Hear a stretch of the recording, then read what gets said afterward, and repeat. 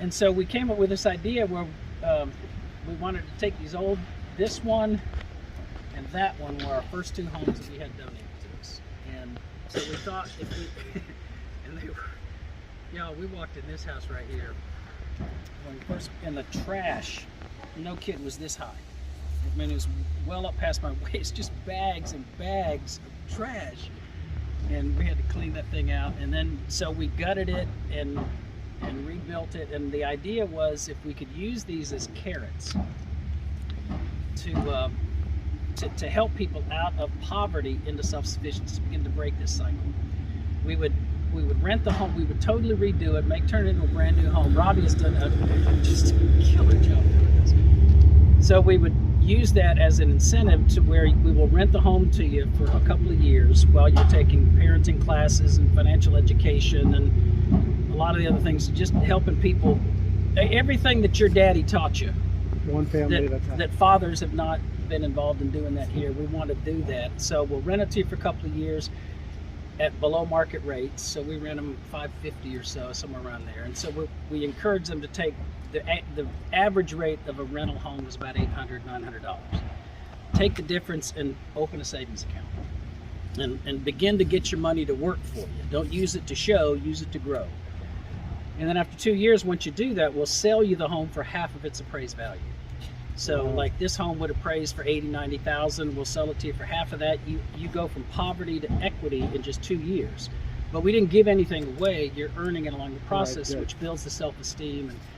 But we don't want to just do one home on a bad street. We want to do 5 or 6 homes. So now you have 5 or 6 different families, and they're all helping each other. They're all going to work. They're all going to church. They're all making sure the kids go to school. Students of the month. Come on. If you can do that, you change the culture. Yeah. And so you just change the whole dynamic of the street, and then once you're done with this street, you move to another. Very cool. And it's happened. These other houses up here, all look a whole lot better than they did 2 years ago. Yeah. Earl keeps his yard differently than he did. He's working on getting it painted, all the way up and down the street. Through here. This house was built, I think, 1934 or so. This was all enclosed. This had a bunch of tile on it. I ripped it up and thought, wow, look at these floors. So we're going to have this all sanded down and done nicely, and created this open porch, which creates another sense of community where people can watch their neighbors and talk with the neighbors as they walk up and down the street. This house in the Depression had 2 families and sometimes 3 living here. The family who owned this house, he got a job at the railroad.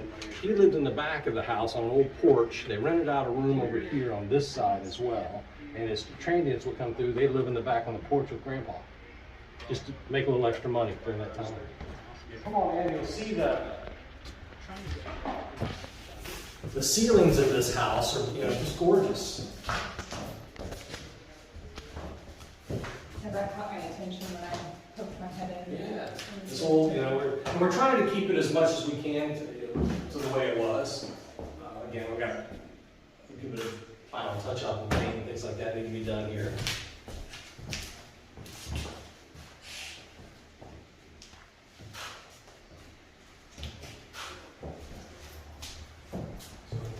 So this house has a pretty good size to it. A formal dining room. The others don't have a formal dining room.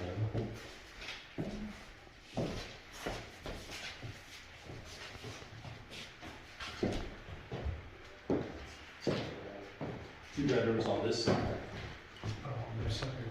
No, you're fine.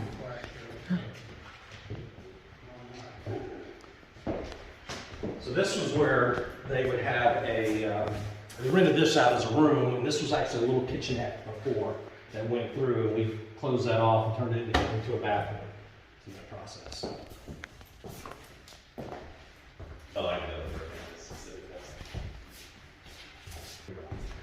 What's kind of neat is what we've done on this house. So this was the main house, and you walk through this set of doors. This was a kitchen back here, a bathroom, but it stopped right about here, and the ceiling here was 7 feet tall. I could touch the ceiling back here.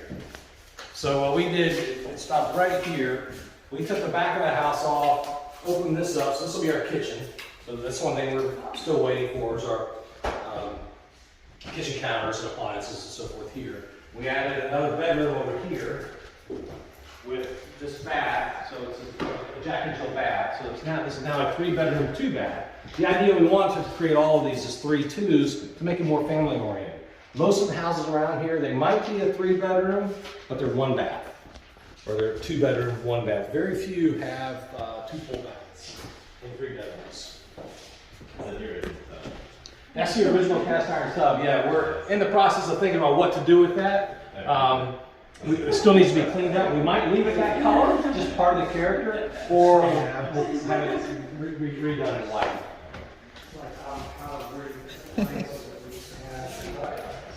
And then built a nice laundry room over here for them as well. And what we'll go in next is right off the back of the house here. We'll have a 10 by 12 deck to walk out onto the backyard. Nice wooden deck. That'll get started next week, and then that'll be done. The whole backyards here were like jungles. I mean, just so we came in, cleaned them all out. Had to take out some trees that were a couple hundred years old. I mean, some pecan trees. Unfortunately, there's people this big around. Like a safety hazard, the branches. Yeah, all over the roofs of the houses, and yeah,